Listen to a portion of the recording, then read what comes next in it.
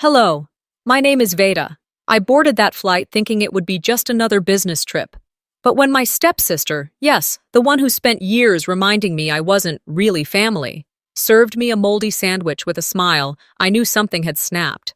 She thought I'd swallow the humiliation. Again. But this time, I had leverage, I had receipts, and I had thousands of strangers watching live. Why did the crew get fired hours later? Why did my stepmother confess something no one was supposed to hear? And why did I tip $30 for one iced tea? What really happened on Flight 447? There's something about early mornings in Seattle that used to calm me. Something about the way the light fog curls against the glass at the airport or the hum of travelers moving with purpose. Today, though, it just made everything feel heavier. I sat near Gate B14, staring at the slides on my tablet, pretending like I hadn't read through them 5 times already. I was headed to Atlanta to present a new proposal to one of our airline clients, a high-stakes deal that could expand our service reach by 40%. My team was already on the ground. I was the last to fly in. I took a sip of lukewarm coffee, more bitter than I remembered. I didn't care. I needed the caffeine, not the comfort. Around me, travelers scrolled on their phones or wrangled toddlers into boarding positions. Everything was normal, familiar, routine. That was the trap, I think. How easy it is to assume a day will go like any other, until it doesn't. They called my boarding group. I stood, straightened my blazer, and rolled my carry-on down the ramp. I nodded politely at the flight attendant greeting passengers at the plane's entrance. I didn't look closely.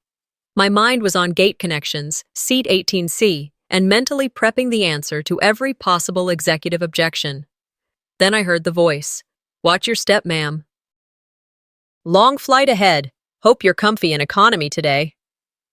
That tone, I hadn't heard it in years, but my body remembered before my brain caught up. I looked up, and there she was. Isolde. My stepsister. Correction. My father's wife's daughter.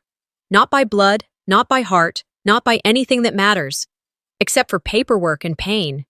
She was in uniform, perfectly pressed, lipstick a few shades too bold for an airline. Her hair was tied back tight, not a strand out of place. Her smile didn't reach her eyes. She turned to the attendant next to her and said, not bothering to lower her voice, "That's my little stepsister. Not really family, though, just a legal technicality." The other attendant gave a half laugh, awkward. I felt their eyes. I felt the tightening in my chest. But I said nothing. Just walked past as if I hadn't heard. Because that's what I've always done. Walk past the noise. I found my seat, 18C, aisle. That was intentional. I wanted to get up and down without climbing over strangers. I tucked my coat overhead, slid into my seat, and opened my tablet again. But the words blurred. The screen didn't hold me. I was aware, instead, of her movements down the aisle, how she barked at a passenger for not stowing a bag correctly, how she chuckled when someone asked for a blanket. This was her domain now, 30,000 feet of forced smiles and passive aggression, and I was just another target, buckled in. She came by during the drink service. I hadn't even looked up when she stopped. "Water?" she asked, but it wasn't a question. I glanced up. She was holding out the tiny plastic cup like it was something sour. Her eyes flicked down to my clothes, black slacks, navy blouse, plain flats. Her lip curled slightly. "Budget fashion day, huh? Cute." The passenger in 18D, a middle-aged man with headphones, heard it. His eyes widened, but he didn't say anything. Neither did I. I took the water and said, "Thank you." I could have said 1,000 other things, but I didn't. Not yet. She moved on. I stared ahead. I didn't sip the water. This wasn't new. Not this dynamic. It had started years ago, back at that small dinner table in our blended home. I remembered being 13, microwaving leftover lasagna while she ordered sushi from her mother's phone. She used to look at my food like it offended her. "You really eat that?" she'd sneer. "Guess some people don't have standards." My father would shift uncomfortably but say nothing. He never did. Maybe he didn't know how. Maybe he didn't want to choose between keeping the peace and keeping me. So I learned to keep things in. Store them like winter coats in the attic, old, musty pain, just waiting for a season cold enough to wear it. But this was different, because this wasn't a teenage bedroom war. This was my professional world, my name, my work, my dignity, and her voice carrying through the cabin like she owned it all. I closed my eyes and counted to 5. Then, I opened the Notes app on my phone. I wrote down the flight number, her full name, still printed neatly on her badge, the time, the words she'd said. I noted the seat number of the man who overheard.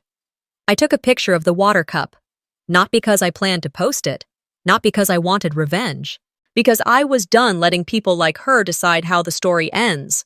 This time, I wasn't walking away, I was documenting. I wasn't going to give her a scene. That's what she wanted. Some reason to say I was difficult or emotional or unstable. I'd seen that game before, too. Instead, I waited, I watched, I gave her rope. She came down the aisle again like she owned the plane. And maybe, in some ways, she did. Or at least she believed she did. Isolde was all poise and posture, her stride slow, deliberate, like she was walking a runway instead of a narrow aircraft aisle. Her voice, chipper for show, was edged with something else. I could see it in the way she adjusted her collar, checked the time, glanced at me. And then, without skipping a beat, she placed a tray in front of me. Hard. The kind of placement that made the tray clatter just slightly, enough to draw attention without being called out. "Special meal, just for you," she said, her voice dripping with mock sincerity. "Old habits, right?" My stomach turned before I even lifted the lid. I'd had this moment before, not the same food, not the same flight, but the same intention, the same smile that meant harm.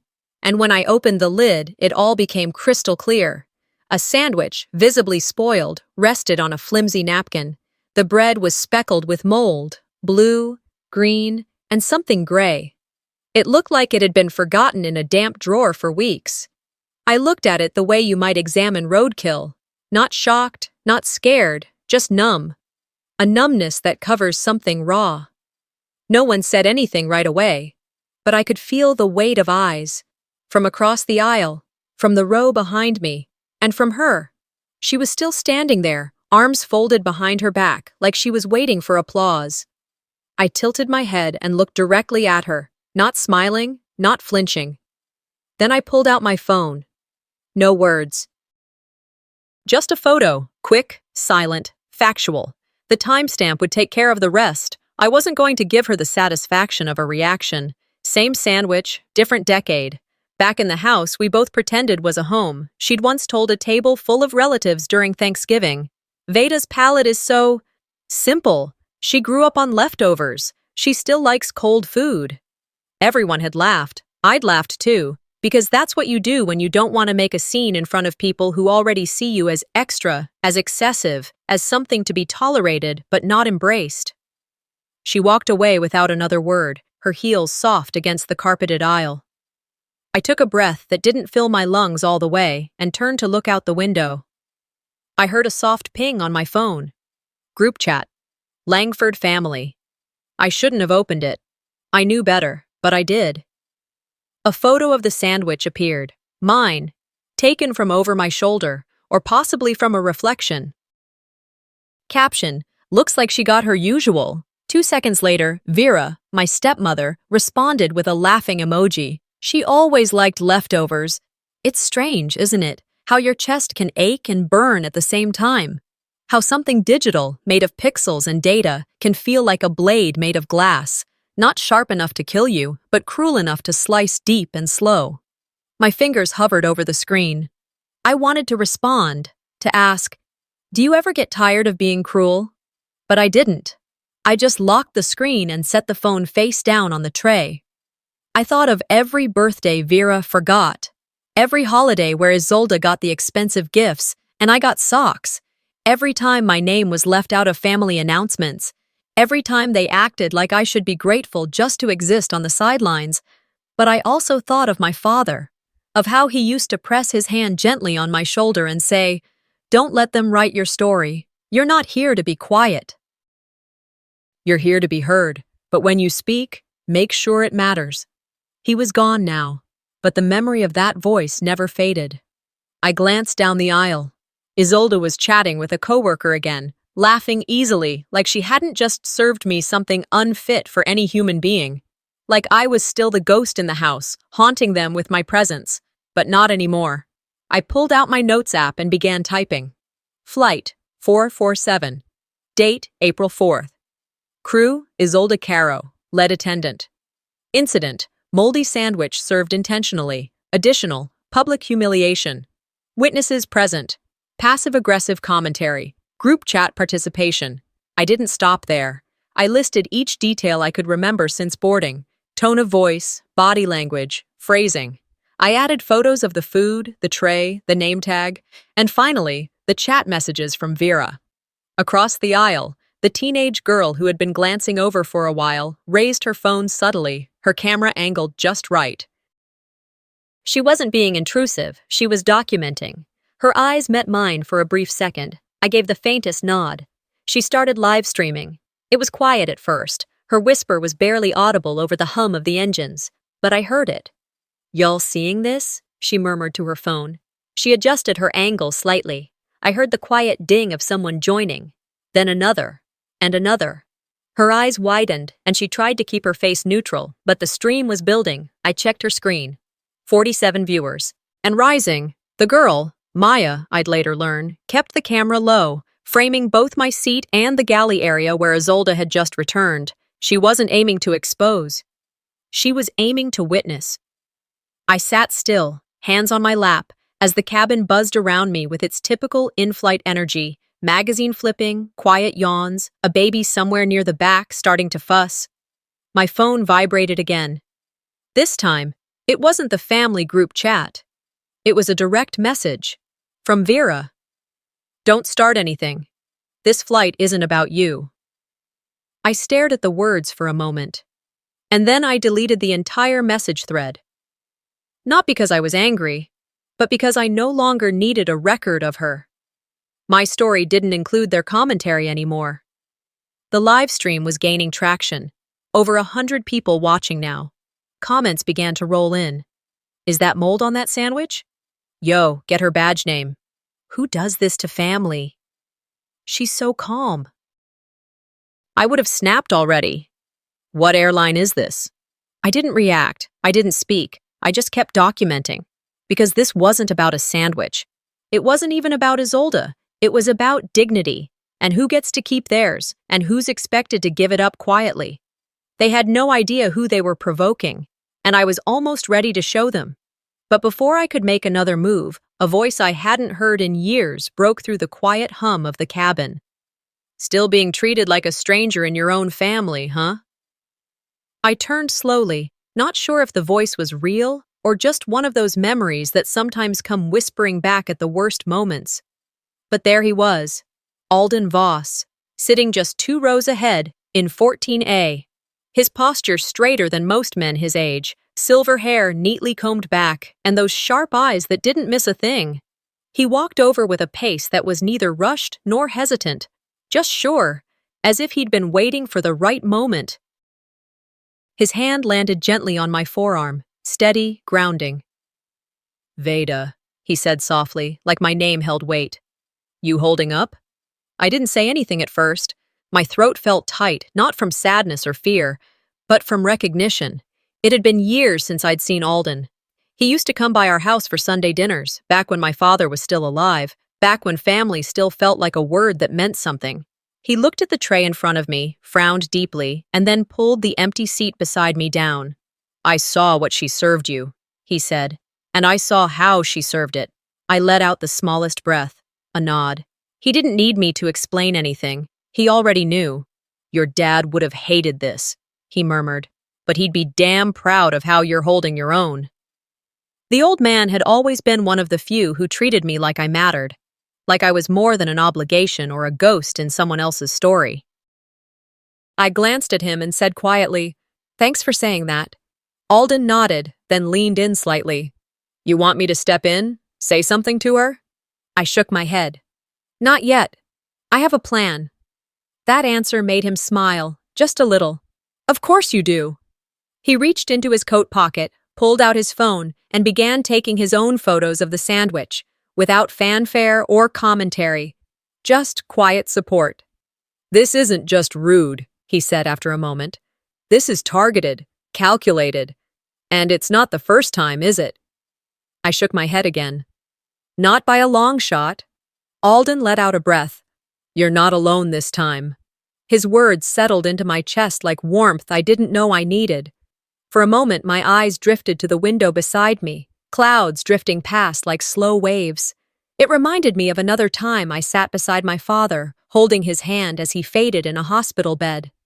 "You don't win by shouting louder," he had said, his voice barely above a whisper. "You win by being the last voice that matters." The oxygen tube had hissed gently, the monitor a steady metronome in the background. That moment had etched itself into my bones. Don't fight like them. Win differently. The flashback dissolved, and I came back to the present with a firm grip on the armrest. Maya's phone, across the aisle, was still rolling.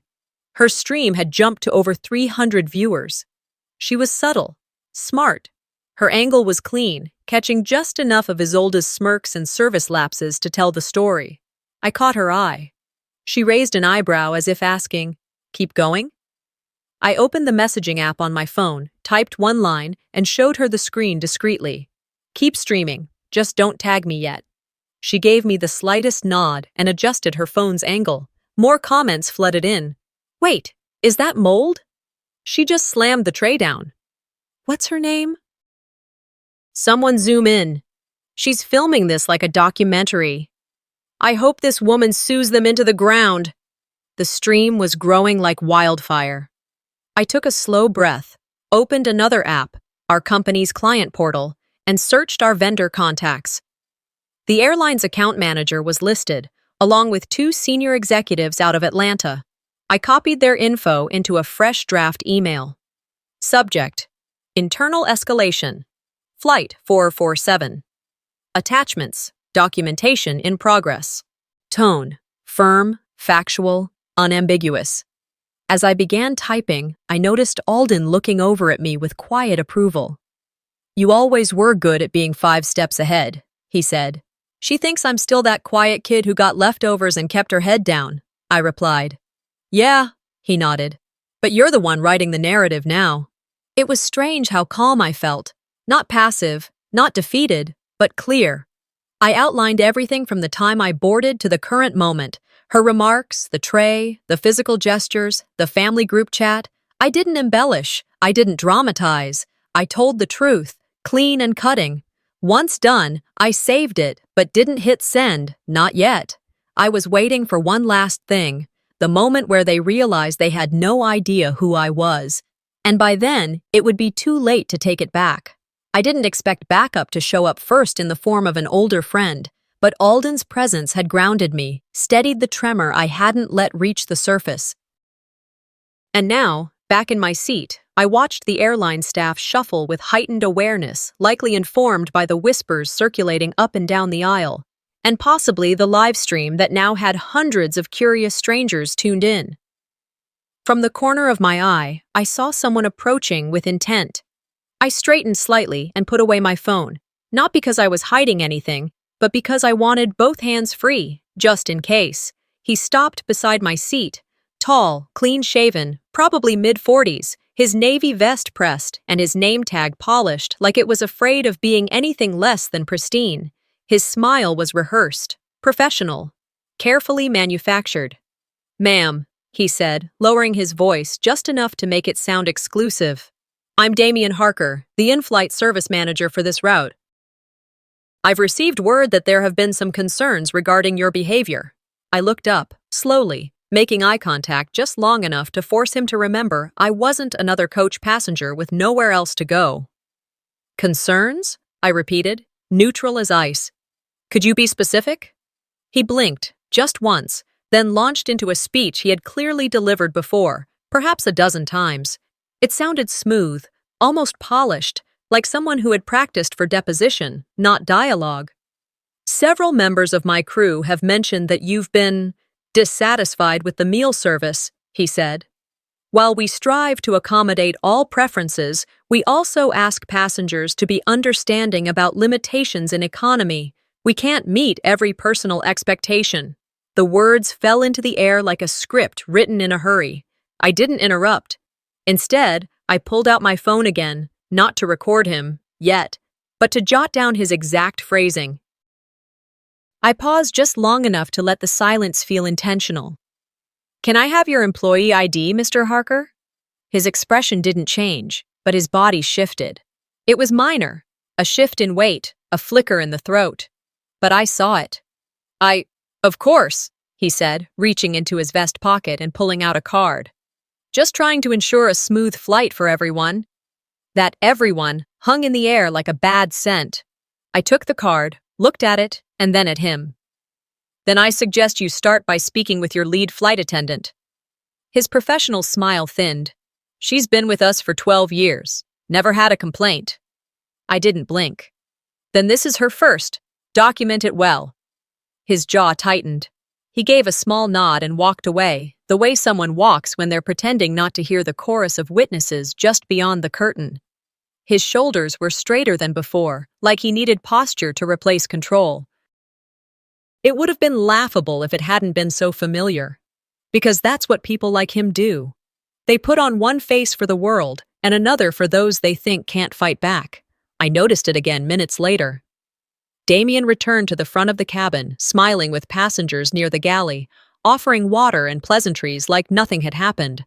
Like the woman in 18C wasn't cataloging every step he took. But when he turned toward me again, briefly passing my row, the mask slipped. "Miss, if you continue this," he said in a lower, more pointed tone, "we may have to involve ground security upon landing, for everyone's safety." It was a line designed to intimidate. I nodded once.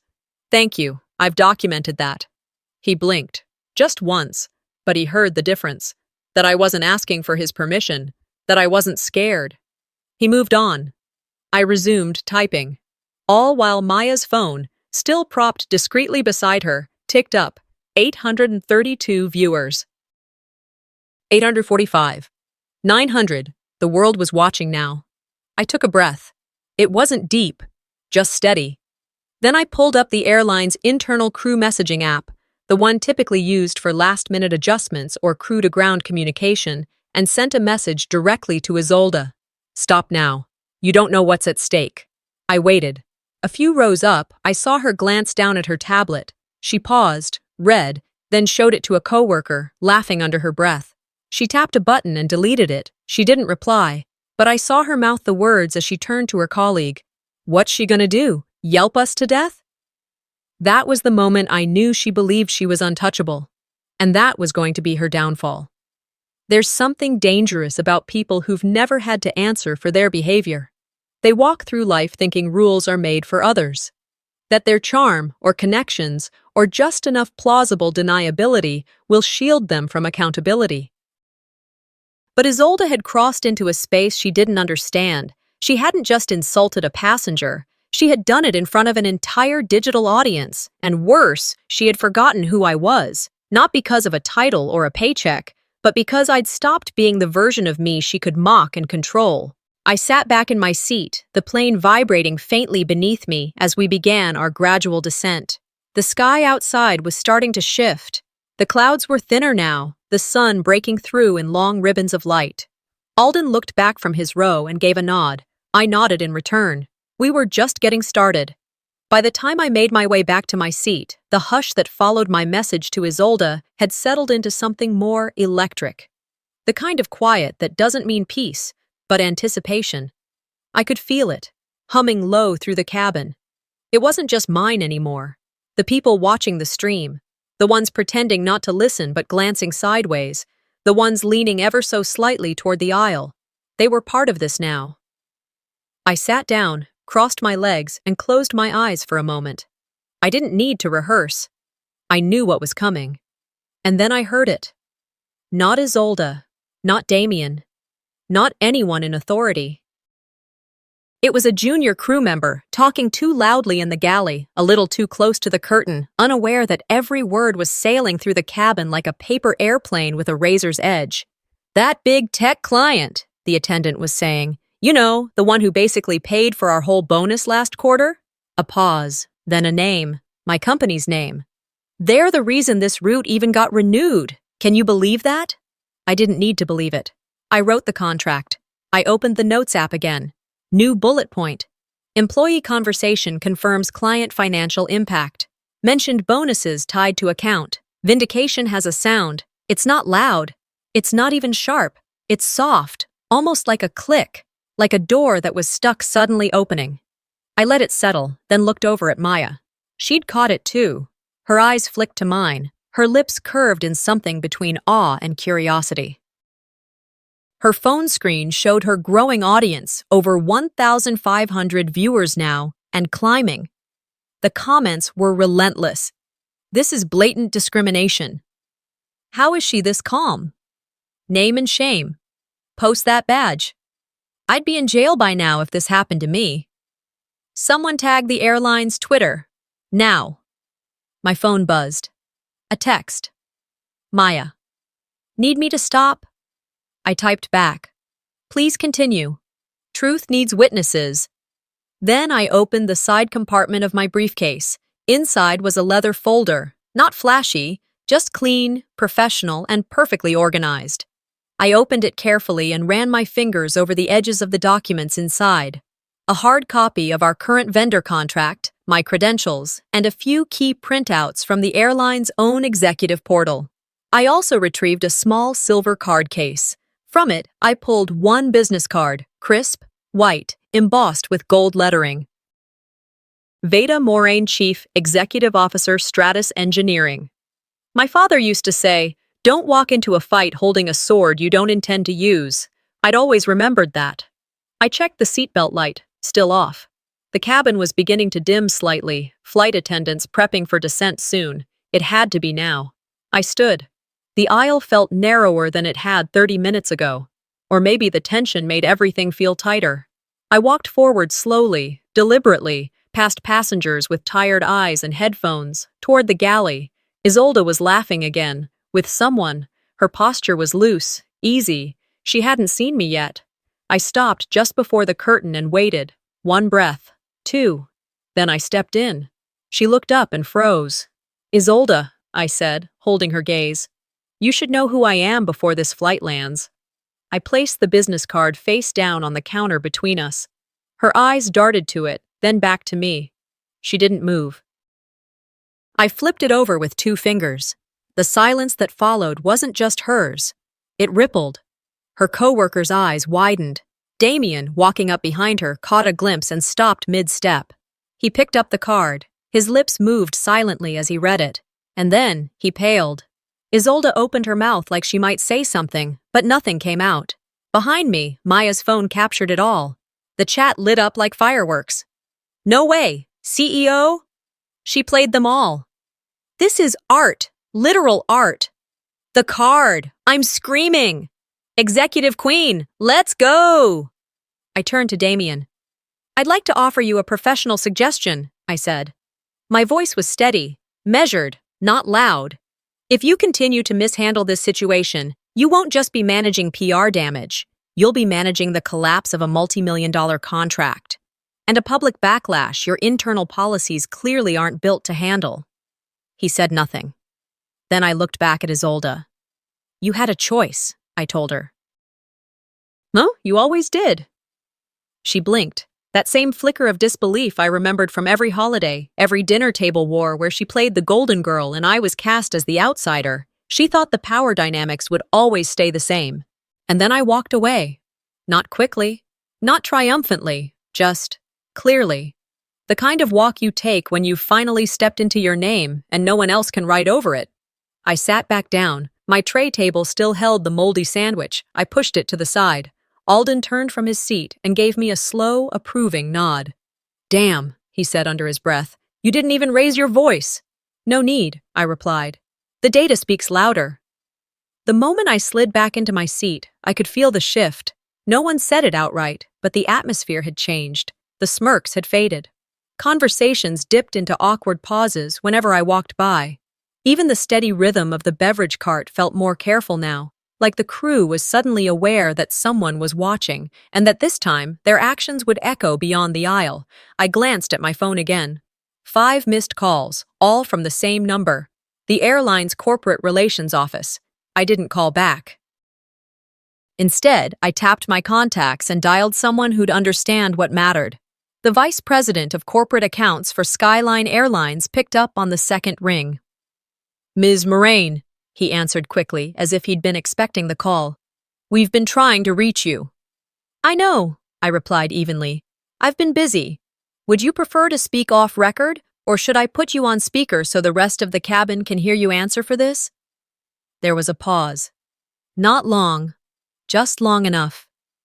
"Speaker's fine," he said. I tapped the icon and placed the phone gently on the tray table in front of me. The cabin was already unusually quiet, but now it seemed as if every breath had been pulled from the air. Heads turned slightly, pages stopped turning. Maya's phone stayed lifted, steady as a broadcast tower. "Go ahead," I said calmly, voice neutral. "This is Derek Price from Skyline's executive office," the voice echoed through the cabin. "We are aware of the situation on Flight 447. Our team is actively reviewing footage and documentation being shared across platforms and through your direct contact. Let me be very clear. This behavior does not reflect the values or protocols of Skyline Airlines." I didn't say a word, neither did anyone else. He continued, "Effective immediately, the flight crew involved will be placed on full suspension pending investigation. Upon landing, they will be relieved of duty. We're issuing a formal apology and requesting an in-person debrief at our Atlanta office." Passengers stirred. One older gentleman 2 rows up gave a low, quiet whistle. Isolde had frozen in the aisle, one hand resting on the headrest of a seat. Her knuckles were white. Damien emerged from the galley again, walking with the kind of urgency you only see in someone who senses the ladder beneath them is starting to shake. He stopped at my row and crouched slightly to get to eye level.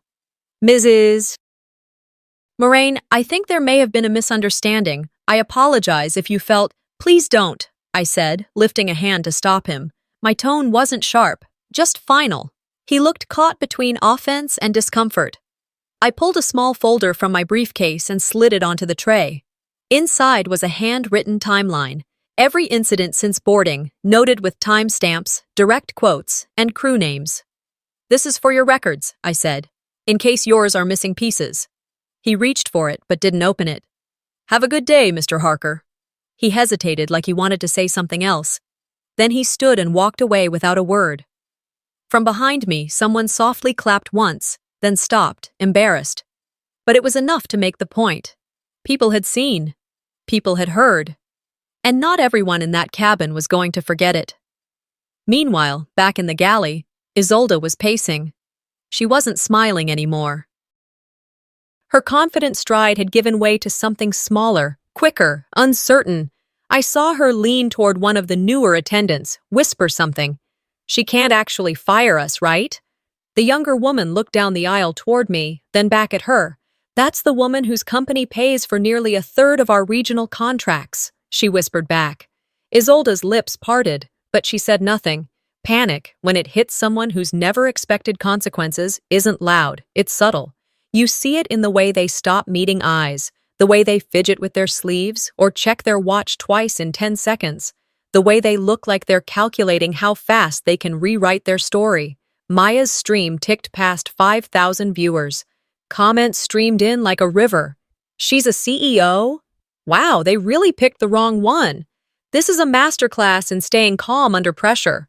Skyline Airlines is done." Major headlines had begun picking it up. One platform featured a screen capture of the business card reveal. Another showed the clip of Damien being handed the written log. And then came the trending tags. Hashtag Flight 447 discrimination. Hashtag Skyline CEO incident. Witness to power. Even my inbox reflected the shift. I received a ping, an auto-forwarded alert from our PR monitoring system. It was already flagging the incident as a Tier 1 crisis in the airline's ecosystem. The captain's voice crackled over the speaker. "Ladies and gentlemen, We've begun our initial descent into Hartsfield-Jackson Atlanta International Airport. Please return to your seats and ensure your seatbelts are securely fastened. I closed my laptop slowly, having already drafted the email I'd be sending upon landing. Attached were the photos, the timeline, the quotes, the video references, and my conditions. Alden glanced back again. His expression hadn't changed much, but I could tell he was watching everything. Me, them, the room in between. "You good?" he asked quietly. I nodded. "Better than they are." The plane dipped slightly as we began the descent. The cabin dimmed a little more, casting a soft shadow across Isolde's face as she moved back to the galley. Her posture was different now, shoulders curled, steps more hesitant. It was the walk of someone realizing they were no longer the most powerful voice in the room, and maybe hadn't been for a long time. I looked down at the tray, still holding the untouched sandwich.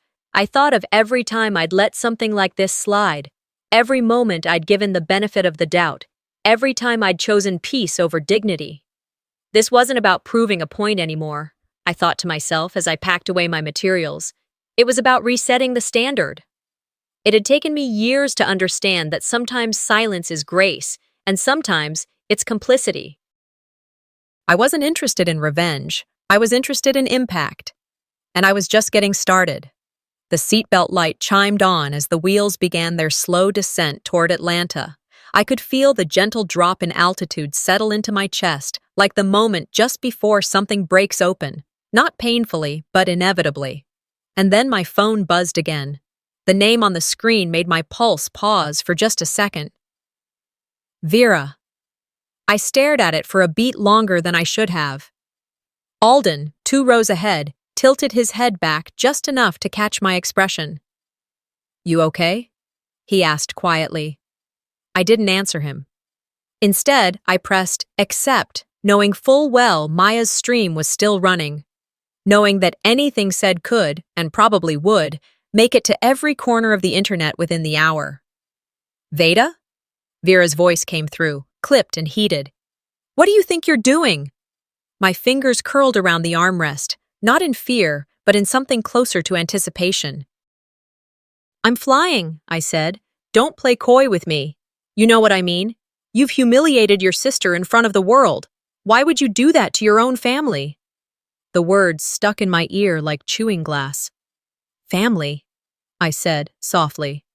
"You're ruining her life," Vera snapped. "Do you even realize what's going to happen to her career? All because you couldn't just keep your mouth shut for one flight?" A few heads turned toward me now. She was speaking louder than she realized. Or maybe she realized it and didn't care. I was still calm. Or maybe it was something deeper than calm. Maybe it was resolution. "You know what I think is interesting, Vera?" I said, tone flat. "I've flown over a dozen times this year. Not once did Isolde serve me. But today, she suddenly recognizes my name and then serves me food that's visibly spoiled. And when I don't take the bait, you call me for the first time in 6 months to tell me I'm the problem?" There was a pause. Short, sharp. Then Vera said the one thing I never expected her to say aloud. "Not here, not now. After everything she's done for you, using your name to get that diversity grant, to keep her job." The rest of the sentence didn't matter. My stomach didn't drop. My heart didn't race. I just froze. Not out of fear, but because the pieces had finally locked into place. Maya's eyes widened across the aisle. She hadn't just heard it, her viewers had. I saw the screen flash again. Wait, what? She used her sister's name for a grant? Corporate fraud, anyone? This is bigger than customer service. I turned slightly toward the window, phone still to my ear. "Thank you, Vera," I said simply. "That was very helpful." And I hung up. The cabin wasn't just quiet now. It was breathless. You could feel the shift, the way a room shifts right before a verdict is read. Passengers weren't looking at their phones anymore. They were looking at me, at Isolde, at each other. It was no longer a matter of bad service. It was exposure. Maya leaned across the aisle and whispered, "That just went nuclear." Alden nodded once, somberly. "They always tell on themselves eventually," he said. I didn't speak. I didn't need to. I opened my email app, pulled up the draft I'd been curating all flight, and clicked Edit. I attached the audio file from the call. I'd set my phone to record the moment I saw Vera's name pop up. Not because I expected her to say what she said, but because I'd learned to stop giving people the benefit of the doubt when they showed me who they were, repeatedly. Then I added the rest. Time-stamped photos, video clips of crew behavior, screenshots of group chat messages, transcripts of live stream comments, direct quotes from Isolde and Damien, flight logs, subject line, formal corporate breach discrimination documentation, Flight 447, recipients, CEO, COO, legal, public affairs, customer trust, CC, civil rights compliance, media ethics oversight, internal audit. Then I clicked Send, not out of spite, out of necessity. The viewer count on Maya's feed exploded, over 12,000 now. Someone tagged a major outlet in the chat. Another viewer announced they were already editing a short documentary segment. I leaned back in my seat and exhaled slowly, not in relief, not in pride, just release. Damien came forward again, this time walking slower. No smile, no clipboard. Miss Moraine, he began, voice lower than before. I understand you've taken steps. I just wanted to ask if there's any way we can de-escalate this before landing. I looked up at him, straight into his eyes. This is the de-escalation, I replied. I'm not shouting. I'm not disrupting the flight. I'm not threatening anyone. Pause. I'm just removing tolerance. He swallowed hard and nodded once, retreating without another word. I looked toward the galley. Isolde stood there, arms crossed, but it was the way she was blinking that caught my attention. Rapid, unsteady. The eyes of someone who had always controlled the story, until now. For the first time, she looked scared. And I didn't flinch. We landed softly, the wheels kissing the runway with a bump that felt more like punctuation than arrival. The cabin filled with the usual sounds, seatbelts unclicking, bags shifting in overhead bins, passengers stretching limbs stiffened from hours of stillness. But something about this landing was different. The hush wasn't filled with the usual impatient chatter. And it was quiet, heavy, weighted by the aftermath of everything that had unfolded just 30,000 feet above ground. All eyes weren't on the gate, they were on the crew, on me, on what would happen next. As the plane taxied, I powered down my laptop, slid my phone into the inside pocket of my blazer, and smoothed my skirt. Not because I needed to, just because I could, because no matter what Isolde or Damien had believed about me when I boarded this flight, I was now the only person walking off this plane with more credibility than I came on with. We came to a stop. The ding echoed above. A flight attendant's voice came on the intercom, but it wasn't Isolde's anymore. Someone else. Neutral. Brief. Please remain seated. We'll be deplaning shortly. When the door opened, I stayed seated. And then they appeared. 2 airport security personnel stepped on board. Not rushing, calm. Their expressions told the passengers all they needed to know. This wasn't a routine escort. It was protocol. Controlled, intentional, directed. They didn't stop at me. They moved straight past my row, heading toward the front galley. Behind them came a man in a dark gray suit with an airline pin on his lapel. His badge read, Executive Operations, ATL Hub. He paused beside me. Miss Moraine, he said with a slight bow of his head, we've initiated immediate corrective action, as per internal escalation. I'd like to thank you for your discretion and for maintaining composure throughout the incident. I understand we'll be receiving formal documentation shortly?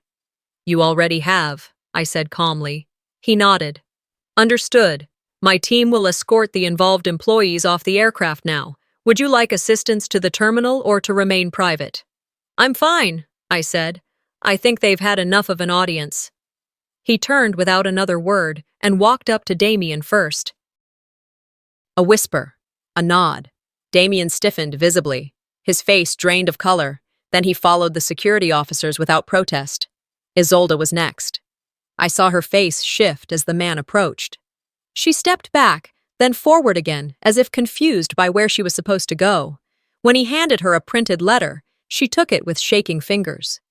"But I didn't mean," she started, her voice cracking under the weight of public consequence. "We've seen the footage," the man said flatly. "You're being formally terminated, effective immediately." She turned toward me for the first time since the card reveal. Her mouth opened, no sound, and I didn't give her one back. Sometimes silence is the only justice loud enough. Passengers began to exit. Some gave me small nods. Others just looked away, unsure of how to react to something they were never meant to witness in a flight.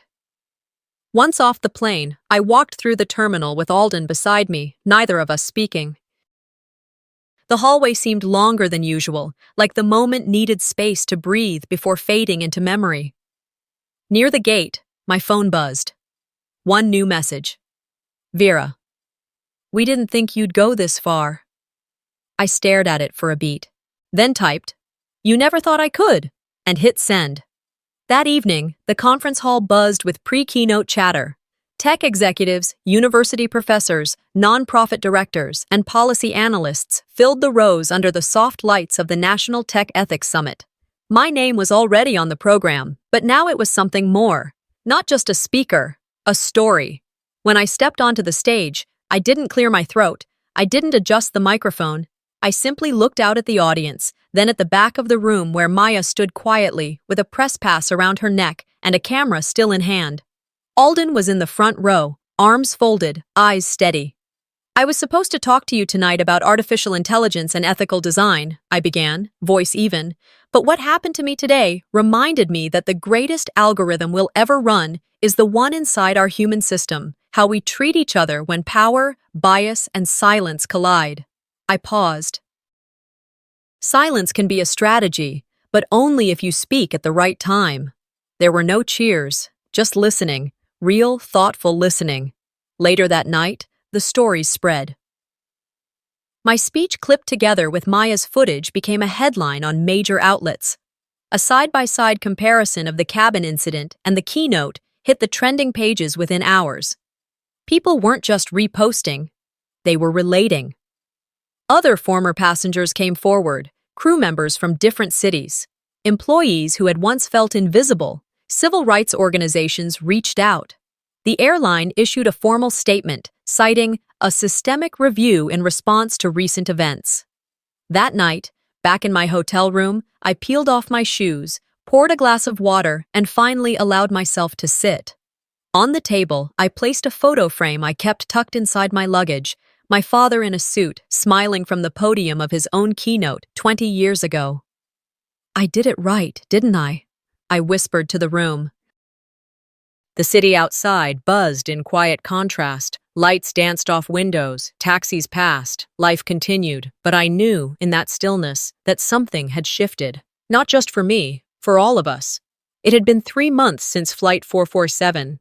In that time, things had settled, but not in the way people usually mean when they say that. Nothing had returned to the way it was before. Not for me, not for the airline, and certainly not for Isolde. I was in Atlanta again for a quiet investor roundtable. It wasn't a headline event, no keynote stage, no press buzz, just a small group of people who wanted to build something meaningful and needed the right partners to do it. The kind of work I preferred anyway. Real conversations, real goals.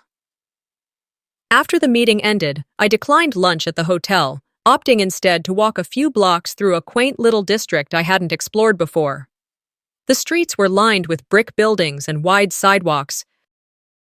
Magnolia trees leaned lazily into the road, and hand-painted signs swung over shop doors like they had something personal to say. I spotted a corner cafe, wooden frame, wide windows, a sign that read, "Harvest Hearth." The kind of place where everything smelled like cinnamon and slow mornings. Inside, the lights were warm. Acoustic guitar hummed low from a speaker in the corner. A few customers worked on laptops, others flipped through books with worn covers. I approached the counter, ordered an iced tea with lemon, and took a seat by the window. The tea arrived a few minutes later. Cold, tart, just the way I liked it. I sipped slowly, watching people stroll past outside, their pace unhurried. And then, from just behind the espresso machine, I heard a voice. "I'll be right with you."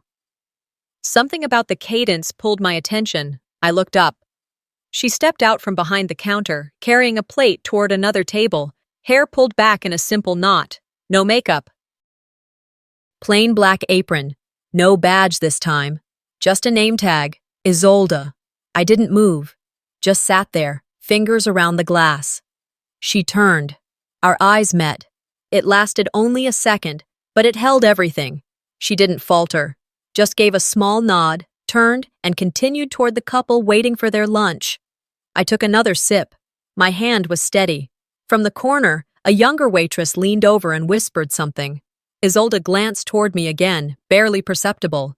Then she leaned down and answered quietly, "No, just a customer." There was no drama, no confrontation. She didn't apologize, and I didn't demand one, because the truth is, I didn't need it anymore. I watched her work for a while. She moved slower than I remembered, less crisp, less sure, like someone who was still learning how to walk again in a world that no longer responded to her the same way. And I knew the feeling. Except for me, I hadn't lost anything. I'd just stopped giving people the power to define my worth. When I finished my tea, I left a tip on the table. $30. More than what the drink cost by tenfold. I didn't do it out of pity or generosity. It was simply a full circle, not loud, just done. Later that afternoon, I returned to our Atlanta office. The energy there was different too. There was a quiet kind of respect that hadn't existed a year ago, not just for me, but for each other. Employees greeted me with nods, some with soft smiles. There was no need for grand gestures. I made my way to the executive floor and stopped by a small conference room where a working group was finalizing our new vendor accountability framework, an internal tool to prevent exactly the kind of systemic oversight that had enabled people like Isolde for far too long. Alden was in the corner, glasses perched low on his nose, red pen in hand. "I thought you retired," I teased gently. He looked up, smiled. "You think I'd pass on the chance to help clean up a legacy mess?" We both knew he meant more than just paperwork. I gave him a grateful nod and moved on. Back in my office, I dropped my bag, kicked off my heels, and stood by the window. Below, on the plaza, I saw Maya. She was talking with a new intern, young, wide-eyed, full of ideas. They were reviewing a social media rollout for an upcoming partnership with a civil rights nonprofit. Maya's gestures were animated, confident. She had found her voice and was teaching others how to find theirs. It made me smile. Change doesn't always start with noise. Sometimes it starts with noticing. I returned to my desk, closed the last open tab on my screen, and shut my laptop. I didn't feel victorious. I felt ready. Ready to leave this chapter where it belonged. Written, acknowledged, complete. Some endings don't need applause, just clarity. Some stories don't end with fireworks, they end with clarity. What happened on Flight 447 wasn't just about a moldy sandwich or a power struggle in the air. It was about the quiet strength it takes to stand your ground without raising your voice, and how sometimes accountability comes not with anger, but with documentation and resolve. Have you ever stayed silent in the face of disrespect, only to reach a breaking point? Share your thoughts in the comments, and don't forget to subscribe for more real family stories that remind us dignity doesn't demand noise, only courage.